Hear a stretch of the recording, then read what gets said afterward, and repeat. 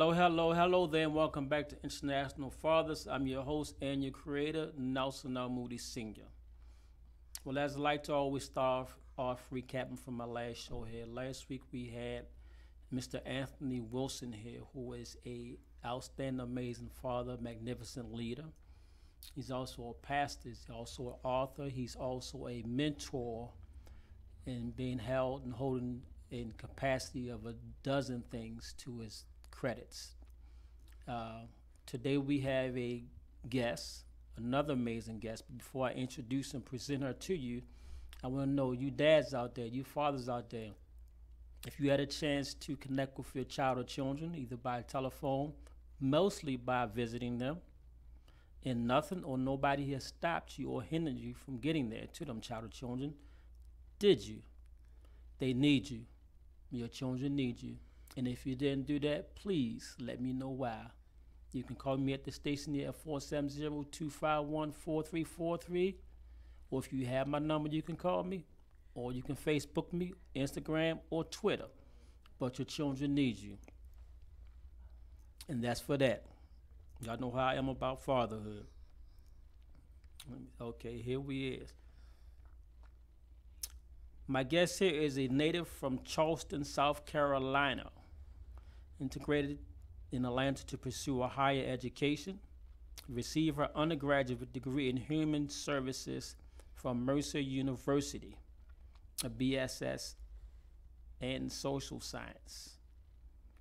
She has a master's degree in community counseling from, what's that, Argosy University? Argosy University. She is a radio personality, a relationship ambassador.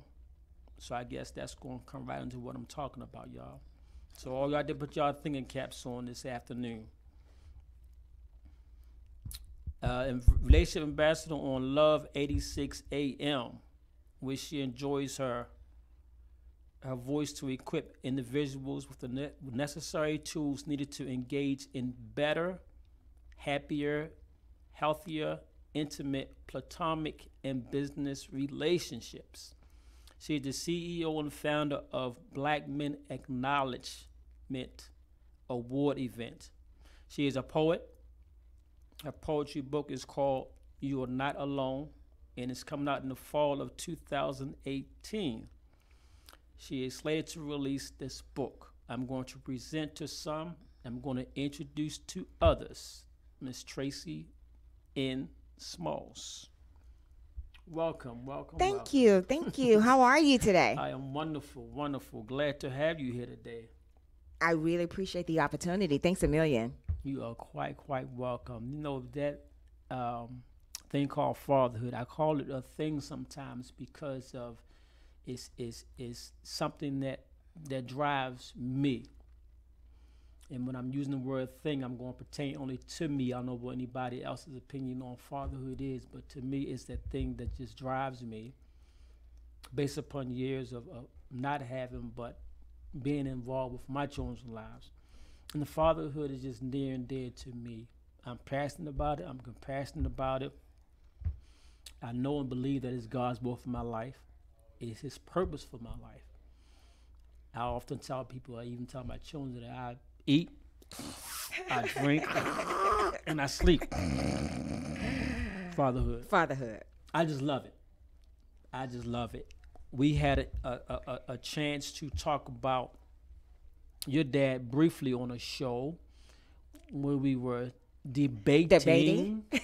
Now that we are face to face, we just might put the gloves on. All right. And debate. But before we put the gloves on, we're going to talk about your aspects, your opinions about fatherhood, and about your own father in your life through your relationship as well.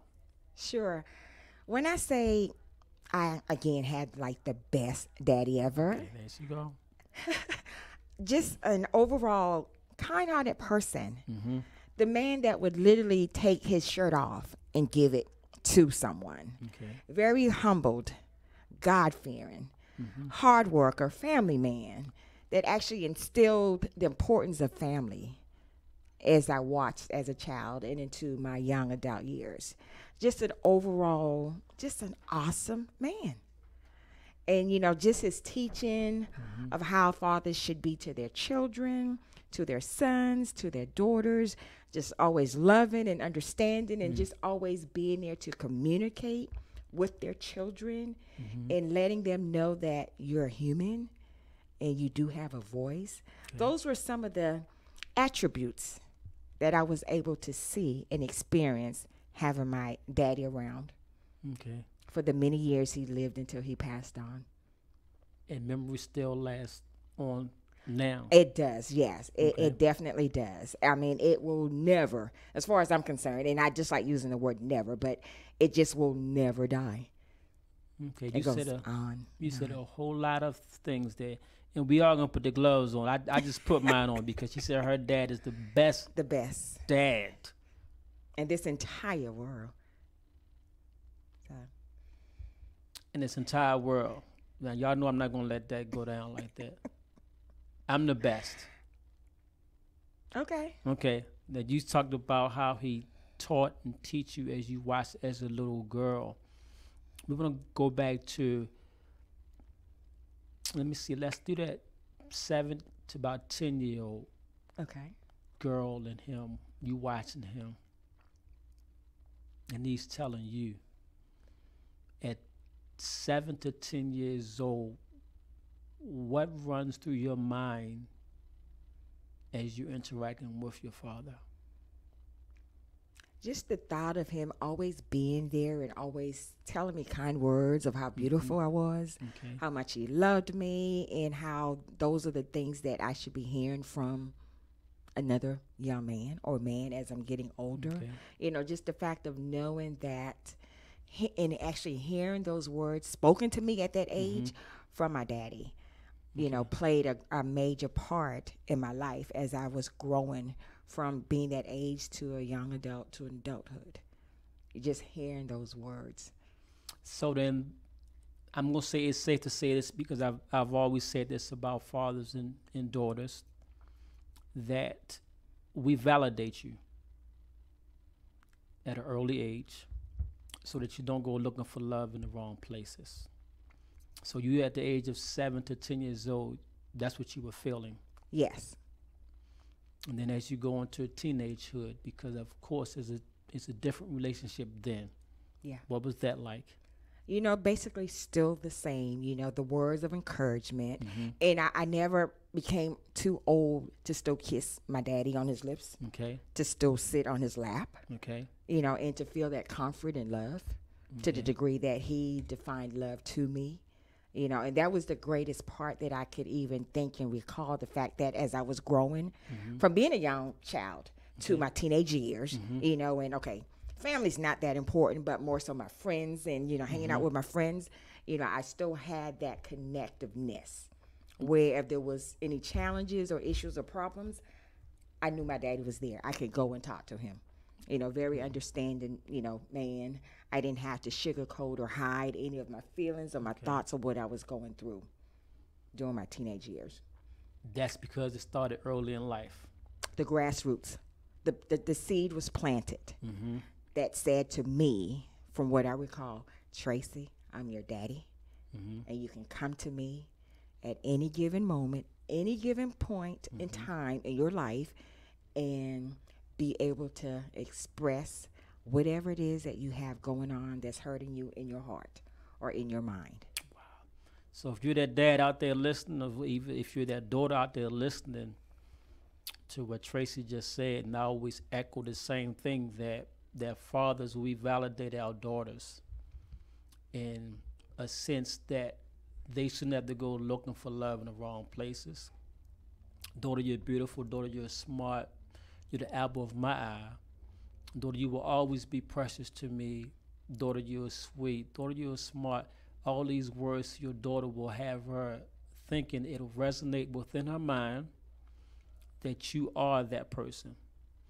I think the only exception to that will be that if you adversely do something totally different. But in this case, since this International Fathers, we only honor and salute and encourage and inspire fathers here, We're going with the positive side of it, that he's validating his daughter, and she's listening to him and just believing in him wholeheartedly, that no matter what anybody say or do, that's her dad. I noticed that girls will go to and fro for their dads. Yeah. Go hard. You know, nobody can say nothing bad about their dad. Nobody can do this. Nobody can throw no type of shade on their dad. Girls will go hard for their fathers. Why is that? You know what? It's interesting that you asked that. And, you know, I do want to say, you know, to everybody that's listening, it really depends on the upbringing of that child as to how hard they will go for their daddy. And, you know, I also want the audience to understand, too, that sometimes what happens in life, you know, if that child doesn't really go that hard for that daddy, they're normally, most of the times, 10 times out of 10, there's a reasoning behind it. I believe that. And then sometimes when they do not go as hard as we would think that they should, you know, I want, you know, everybody to understand as well that it's like a mirror depiction. When you look in the mirror, you have this depiction. And most of the time, what we see, what do you think we do with what we see? We begin to duplicate it. So I say that to say that sometimes that child, that daughter's not going as hard for their daddy, for whatever reason, it could be a reflection of what his daddy might not have done for him or shown him. Got you. If that makes any sense. Yes, it does. And I believe that there's an exception to that rule, because I'm one of them. Yeah. Dad didn't show you, so then you'll know how to show it to your daughter. Yeah.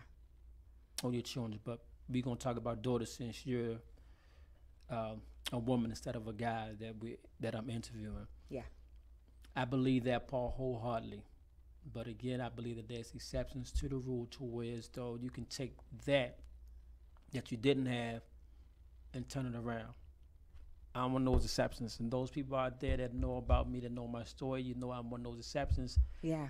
As I was talking to you before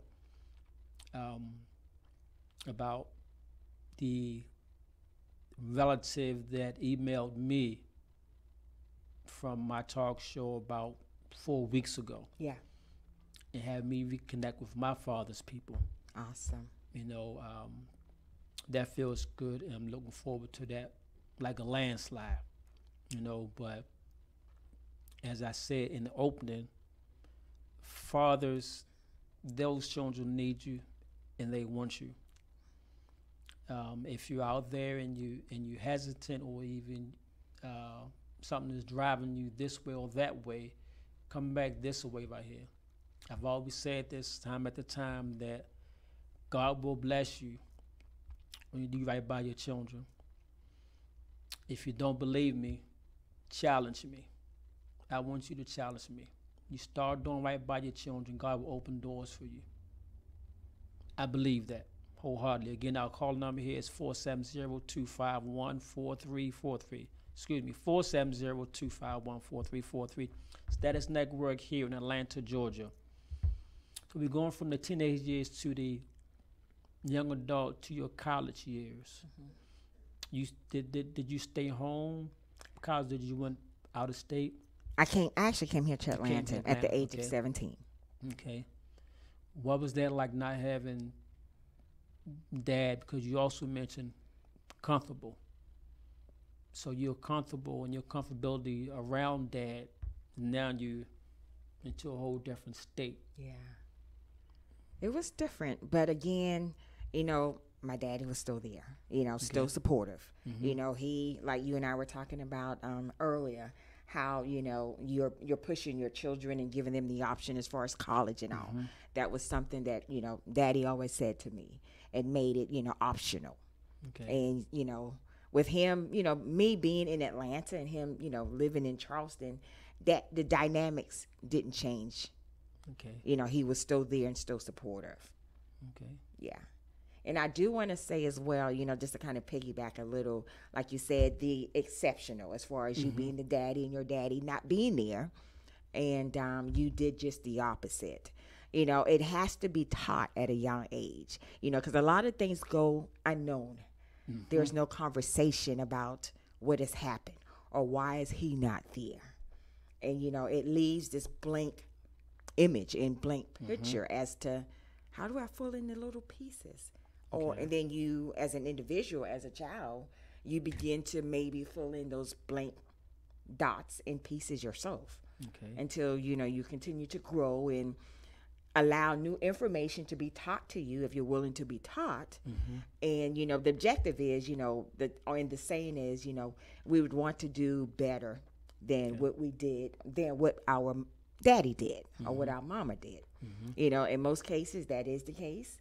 But again, that goes back to that mirror reflection. Sometimes we only replicate what we've seen and what we've been taught. Interesting. As a relationship ambassador that you are, ties into that. I'm going to hold off on that until a little bit later, right? Because I don't want to jump the gun. Because also, here at International Fathers, not only do we talk about fathers, I have that thing that I like to also teach. And if a guest of mine had that in his or her profession, then I let them just go ahead and just do their thing. I'm going to teach a little bit, but if it's their profession, I'm let them handle that. Mine is fatherhood. I'm going to stick to that right there. Yeah. So basically, when I came here to Atlanta, the dynamics of the relationship that I shared with my daddy, it didn't change. Okay. And I left home equipped with all that I felt that I needed to understand and to gravitate to healthy people and people that were working towards becoming healthier as individuals in my life. Wow. So it's just, he's following you from Charleston, South Carolina to Atlanta, Georgia. Charleston, South Carolina, if you're out there in the house, give us a call, Tracy Smalls. Please do.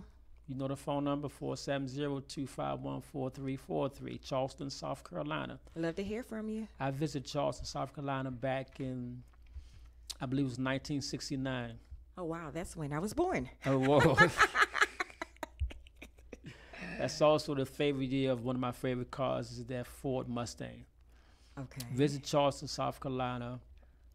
My mom was dating this guy who was stationed at Fort Meade. We went down there, and my first experience of people in Charleston, South Carolina eating pink peanuts. Okay. Pink peanuts? The shells were pink, not brown like they are. Okay. Or even tan like they are. And the insides probably was a little bit pinker than what they are now. Okay. But it was definitely a different experience from Baltimore. Yeah. But Charleston, South Carolina, I remember us going down the road and it was dark. And we got to go to the bathroom, which was a wrong mistake because back then Charleston was kind of funny acting. Yeah, okay. Okay. But we enjoyed ourselves there in Charleston, but now it's built up. Yeah. A whole lot. So if Charleston, South Carolina, a little bit about the history. I know you are rich in culture down there now, especially with all that water, the beaches, all that good stuff like that. Give us a call here at 470-251-4343. And your dad, you say the college part of it, you still stay connected. What was one of the first things that he told you about when it comes to dating guys? To make sure, if at all possible, the love, the words that I've shown you and that I've told you, that's what you look for. And not only look for, but that's what you ask for and get in that man. Those was his words. Wow. Make sure. With my daughters, I tell them, no matter who you decide to get or get you, Yeah. there's nothing like a father's love. So he has to outdo me. and I'm all over the board. Yeah. So if he ain't all over the board, forget it. Like I told you earlier, we Yeah. talking about my oldest daughter, Mm-hmm. my oldest twin. If he don't cook or can't cook, she's coming back home. Yeah. Yeah, and she means that too. But I echo some of the same stuff because Okay. I want you to get a good mate. Someone's going to treat you like I treated you. Yeah. I won't say better than me because daddy's love is there, and he ain't going Exactly. to be able to top that. But George told you that, and he also showed you some examples of how a father's supposed to treat his daughter on those levels too. Yeah. He did. And even just from that experience, you know, and going through life and leaving home, those thoughts stayed in the back of my mind. Okay. You know, so consciously I was aware. Mm-hmm. And it was, you know, developed in my being, in my awareness. In your mind. I told my twins that thing too. That no matter where you at, Cognitively. think. Yeah. Yeah. You go, wait a minute, well, my dad said this, or my dad, he said this Yeah. type of this. That's okay. Yeah. And like you just said, I've had them ask questions. Ask a lot of questions.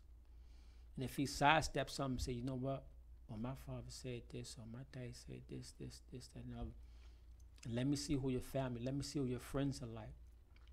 And now that we have Facebook and Instagram, you I can, know. Yeah. Very easy and You know. accessible. right. Yeah. You say you have one account, but you got another side account with a different name on it. Or the same name, and just add like a number to it. Yeah. You know, so definitely do your research. I've told them that you also have case search, so you can really. Sorry about y'all. That's our topic there, but you know, like Tracy said about her dad. When I'm done with my daughters, I just want to just make sure that they get guys in their lives that I talk about, the guys that her dad talked about, the guys that her dad's message have left her since she's been a little girl and then in college. So that's a good thing. If anybody object to that or debate that, call Tracy up right now, 470-251-4343. We'd love to hear from you. And your dad was the best dad. You only child? I'm not. I'm actually the youngest out of 4. I have 2 older sisters and 1 older brother. Okay. Baby girl. So kind of like baby girl, Okay. daddy's girl. Daddy's girl. Yeah. Did the girls knew that? They would oftentimes say that. And that I was, you know, daddy's girl, That you the was spoiled. The spoiled. Okay. I was waiting to hear, Yeah. to hear that. I got that often. Wow. Well, that's I think that's given. The youngest and the first. Yeah. Anything in between, sometimes I ain't gonna say don't matter, y'all, cause y'all know. But you know how the oldest gets all the attention. This is first one, Yeah. and the second may get some attention taken from the old one, and that third one, or if it's the last one, Yeah. it's all that attention. So they knew that you were spoiled. They felt that. They felt that. Yeah. Do y'all ever talk about it? You know, from time to time we would and we did, and I always begged to differ. Okay. And, you know, always mentioned and said, no, I was not spoiled. And y'all laughed at it. Yeah, we laughed about it. But in all actuality, I was. You was. You know, I didn't really tell them that, but yeah. Mm-hmm. Are they listening? You know what? Neither one of my sisters are on social media. But my Okay. brother is, but he's not on often at all. So Got they're you. probably not listening. Got you. So that maybe if you told them and you said them, then they can listen to this, then y'all can debate again. Exactly. Wow. Your dad's and then your father had unfortunately passed away, and you went through, of course, a period of grief, loss, best friend, my dad, my love, my heart, my soul, my everything. Yeah. You pretty much summed it up, and it's funny that you said that because I remember my and I know we're talking about dads, but I remember my mom was saying like after the funeral and everything, maybe a month or 2 after or prior to that, she's like, "Oh God, you were like the strongest of them all," and I didn't even think that or know that, and you know, I coin that simply on the fact of knowing that prior to my daddy dying, you know, when he was diagnosed with stage 4 lung cancer. It was just in my spirit where I literally called my daddy every day for a year and prayed with him. So that connectiveness and that bond got even closer. And, you know, like my mama said, you were the strongest. So then maybe like a month or 2 afterwards, I had that breakdown where I called my sister, my older sister, and cried. And I might get a little teary-eyed now too, but yeah, you know, he was just, even to this day, one of the, and I never knew what do you call it? Not flashbacks. Oh God. Deja vu? No, not deja vu. When you have something that happened and it triggers you. Oh God, what is it called? It's gonna come to me hopefully before, but triggers. And you know, even to this day, 12 years later, when I hear a siren, I'm like, oh my God, stop.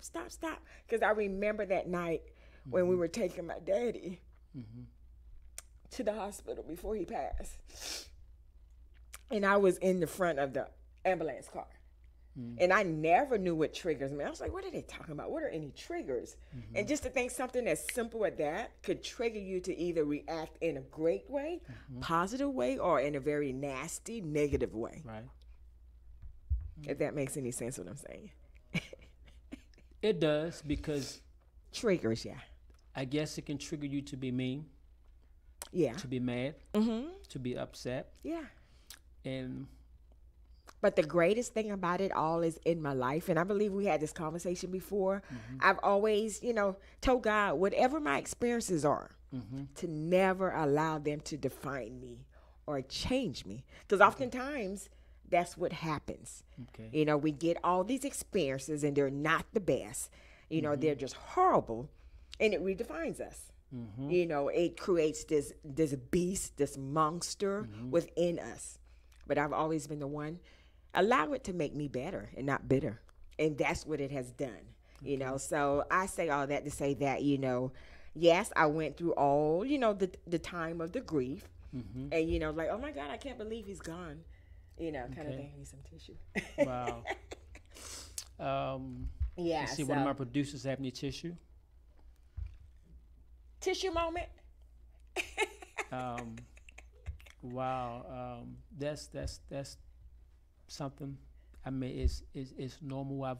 I've had a couple of guests on the show who have shed tears. Thank you. Also, you know, because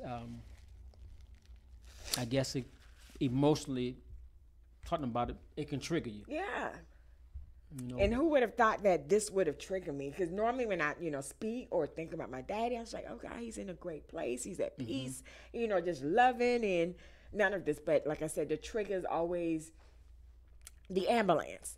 And when I do hear it, you know, I pray for the drivers. And I pray for the people that they're going to see about and wish them well. So I combat that trigger and not focus on it and think negatively or, you know, allow myself to just get all emotionally caught up. But I reprogram my mind and just speak life into that situation. Wow. So it don't redefine you. You redefine it. I redefine it. And that's you know, and as we're talking about fathers and fatherhood, you know, ultimately that is the objective. Whatever your experiences have been or even will be now or is now in the present or in the future, you know, I want to say to you all, please do not allow those experiences to have you become sour or bitter or angry. Yes, all of those are emotions and feelings, and we're entitled to our feelings. But what matters is how we deal with those. Yes, you know, we're going to get, you know, some people may get really upset. Why wasn't he there? He wasn't at my game. He wasn't at my graduation. He wasn't at my soccer game. He wasn't there, you know, to say, you know, great job. He wasn't there to give me a handshake when I graduated.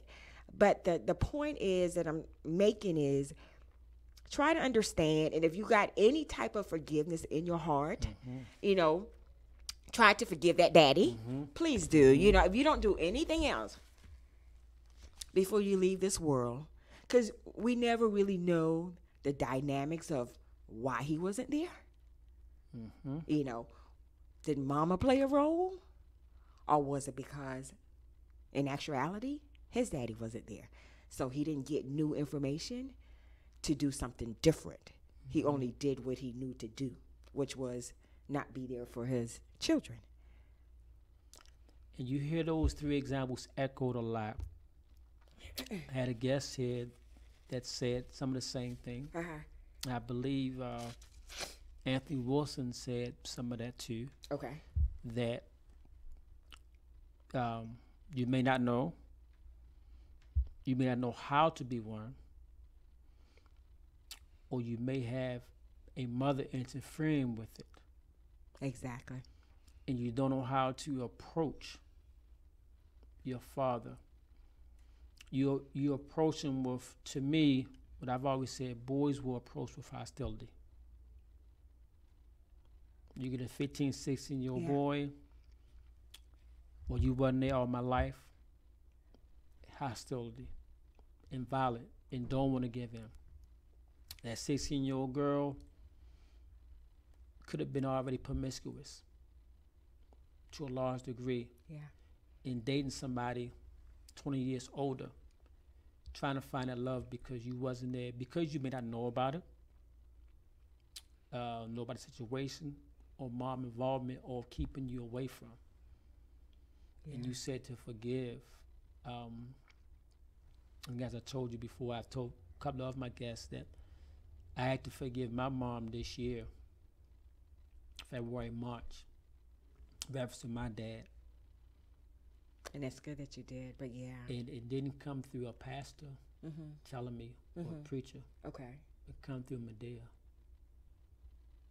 And I've said this often on the show, that movie, when Cicely Tyson and Medea was talking, he said, when you forgive somebody. When they were sitting at the table? Sitting at the table. Yeah. Medea. Yeah. Wow. Tyler Perry, if you're out there, Medea, hello. Oh? But it came from Medea for me to even that's powerful. Forgive. And that movie came out some years ago. Yeah, years ago. So it took me that long to say, you know what? I'm going to go ahead and forgive it. Then once I forgave, some more doors started opening for me. Yeah. And that just pretty much put that check mark on the fact of when you forgive. It's not even all about the other person. Yeah. They have, absolutely nothing to do with it. Because like you said, once you did, doors began to open. Yeah. So that forgiveness piece is very, very, very crucial. And I know it's not the easiest thing to do. No. And it could be very difficult. But if you're, out there and you really want to move on with your own personal life, find the time to do that introspection where you're having that conversation and that relationship with yourself. And, even if you have to write it down of all the things that you wanted to see happen with your daddy that did not happen, and check them off as you say, okay, he wasn't there, but I forgive him. Okay. He wasn't there to tuck me in to go to bed, but I forgive him. He wasn't there for my 4th birthday party, but I forgive him. He wasn't there when my little sister or my big sister or big brother celebrated their 16th birthday party, which is a big thing. I forgive him. Wow. So I've been fighting for a long time. But guess what? You finally forgave. And that's what matters. I know sometimes, we live in a fast-paced world where everything has to be bam, bam, bam, bam, bam, bam. Microwave. Things don't always happen that way, but I'm a true believer that it happens when it happens in perfect timing. Okay. And it's up to us to, and being humans, we Mm-hmm. question. Like, oh my God, all these years, why did it take me so long Mm-hmm. to forgive? Good question. Why do we? It Or comes why with did I? it comes with maturity, Okay. and I would say everything starts with the mind. Mm-hmm. Being able to conceptualize and cognitively become mature in your mind and process whatever might have had you stuck for so many of those times, and just being able to get new information, whether it be via other family members, Okay. whether it be lectures that you attend, conferences, or reading various books that talks about the mind and the process and forgiveness and moving forward, or whether you be building your spirituality more so. Mm-hmm. All of those can be factors as to why it only took me 2 days. Okay, I forgave you, Daddy. Okay. But for you, it took you 10 years, 5 years. It's all in your experiences during that time of the absenteeness. Okay. What were you doing? What type of information did you gather or you were exposed to help you get to the point where when you saw the Medea movie, Mm-hmm. and that was your seed that Gotcha. touched your heart? Got you.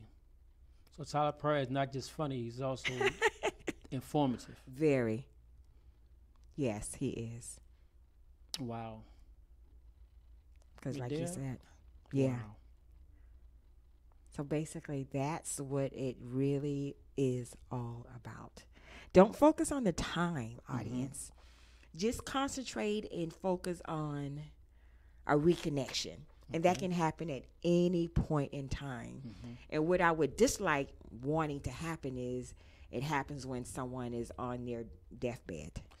But even if that is the case, it's perfectly okay, and it's still a great thing. Kirk Franklin. I mentioned this last week. I don't know if you read it, but you know the story about his parents gave him up for adoption. I think I remember that vaguely. Okay. Somebody contacted him via, I think, text. Okay. His father is sick. Wow. Allegedly was 6 months to live. Wow. Kirk went back, talked, and forgave him. Great. That's awesome. What you now say is hard for somebody to give you up for adoption. Yeah. And it's even harder when you still got all these questions like, why? Yeah. Was I not good enough? At what age? Yeah. It's a lot to even begin to try to conceptualize. Because like you said, that's pretty heavy. Yeah. It's pretty hard and it's pretty deep. Like, oh my God, I can't believe they gave me up. And here I am now, successful to the degree that you define success. And they weren't here or around to see me cultivate and grow into where I am at Yeah. today. They decided to give me up. Really? I've had people ask me in the past, what would I have said to my father had I found him alive and talking to him? Would I be mad? I go, no. Okay. I wouldn't talk about what happened years ago. I would say, you know what? I'm Nelson Moody Sr. You're Robert Dingle. We're 2 adults. Yeah. Let's take this from here. And that's Now, remind you that I'll have to call you Mr. Robert yeah. and not Daddy. Yeah.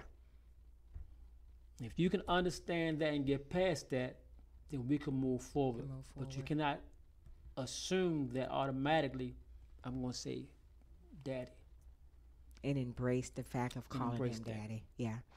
and embrace that. Yeah. Yeah. And it's interesting that you said that because, like you said, with the connectiveness, okay, you weren't here all these years. We're here now today. Let's just move forward.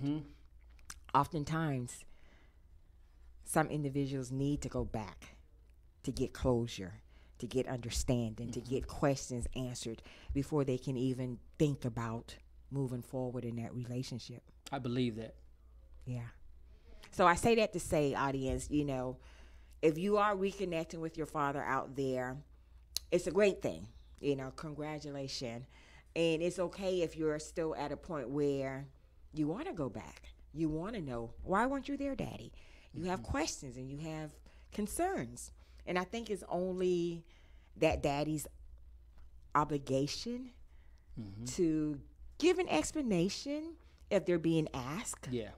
You know, I think out of fairness. Yeah, I believe that too. You know, try to the best of your ability to just, you know, explore that if they have the questions and answer it. Be truthful, because again, you don't want to go telling lies No. and then they find out something different. So then guess what? We're back at ground zero. Except for this time, I may not want to deal with you. Exactly, because not only did you abandon me, now you're a liar. Yeah. You know. Yeah. So yeah, you know, and it's very important to understand too, you know, as daddies, co-parenting Mm-hmm. is important as well. Mm-hmm. And being able to know how to do that. Mm-hmm. And, you know, a lot of the gap in between that child and that father is the fact that, okay, we were married, we had children. That might have been the only plan that was for your life, but not to stay together and raise them together. It didn't work out. Mm-hmm. Let's co-parent. Because at the end of the day, it's about these children and teaching them the basic fundamentals of how to do life in the happiest and the healthiest way possible.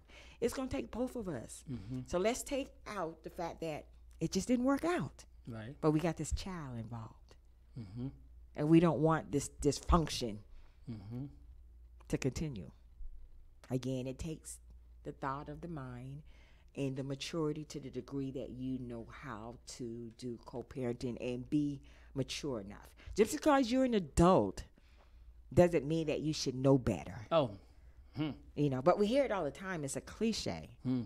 And I'm thinking, that's just like telling a child, tie your shoes. Mm-hmm. How's he going to tie his shoes if his daddy never taught him? Told him. We come out knowing nothing. Everything's taught to us, whether it be via learning or just visually exposure. My oldest son told me something years ago when he joined the military, Mm-hmm. and I laugh at it now. When he said, "Dad, you know what? Out of all the things in life, you didn't teach me something." What was that? It's my oldest son Uh-huh. years ago. Yeah. So he had me thinking for like 5 minutes. I'm like, Wow. wow, what did I teach you? Yeah. Boom, boom, boom, boom. He had me thinking. Mm-hmm. I said, I give up. What is it? Yeah. He said, you didn't teach me how to shave. I said, I showed you. He said, you showed me. You didn't teach me. That's deep. A difference. The next day, Yeah. when I shaved, Uh-huh. my 15-year-old, he was probably 3 months old. Uh-huh. I took him in the bathroom with me and said, this is how you shave. Okay. Exactly. It was funny Yeah. because now you won't have that on me. But he was right. I didn't teach him. You didn't teach I him. showed him. You showed him. And Yeah. there's a Big difference. big difference here. Yeah. While we I also want to like to announce Status Next Network. We having a launch party Sunday, September the 30th, 2018, here at 777 Cleveland Avenue, 3 p.m. to 7 p.m. Multiple TV and radio stations, giveaways, free food, free food, free food. The event itself is also free. FREEE. Did you? It's about throw 6 in E's in free. an Yeah, extra yeah. E? Yeah, but it's like again, it's the Status Network launch party Sunday, September the 30th, 2018, at 777 Cleveland Avenue, Atlanta, Georgia. Also gonna have bounce houses and we're gonna have live performances. Wow. So y'all may get to hear me sing. 'Cause y'all know that I can. You can carry a note. Oh, yeah. I'm gonna do something different. I'm gonna say what I need to say, and then I'm gonna have my guest to talk more about herself and what she does. Again, if you know a father out there and you would like him to be on International Fathers, send me a 350-word essay about why he should be on here, along with a short bio, and email it to my email, nelsonlmoodysenior@gmail.com. That's NELSONLMOODY senior SR@gmail.com. And he can be on my show. You know, here we uplift, we empower, we inspire fathers, we salute, and we honor fathers. That's right. International fathers. As a token of my appreciation here, as a small token, you being on my show. This is a year planner. Oh, wow. Nice. Because you are going to have, and I am sitting here claiming it and prophesied. I'm not a prophet. I'm just prophesying that you're going to have a lot of events coming in the 2019 year. Wow. This is more token of my appreciation. Oh, my God. I was not expecting this. Yeah. Thank you, thank you, thank you. Once oh, my God. International Fathers grow, then I can go back and just give you a whole computer system. You see, he's trying to make me cry again. Uh-huh. I love it. Oh, my God. Thank you so much. But I'm a fathers, call your children, and children call your fathers. Fathers hug your children, and children hug your fathers. I'm going to let Tracy Smalls tell a little more about herself, and then we'll be out. All righty. I appreciate it. I tell you, this has been a phenomenal interview. Thank you. Not knowing I was going to be all teary-eyed and didn't crying and expect needing the tissues and all, but I'm so transparent. And I just want to say hello to, you know, I like to call my audience my spectacular audience. Yes, she does. You know, and I'm a very, I coin myself as just being an optimistic chick, you know, and I say that simply because every obstacles, I always look at the better part of what has happened or what has transpired.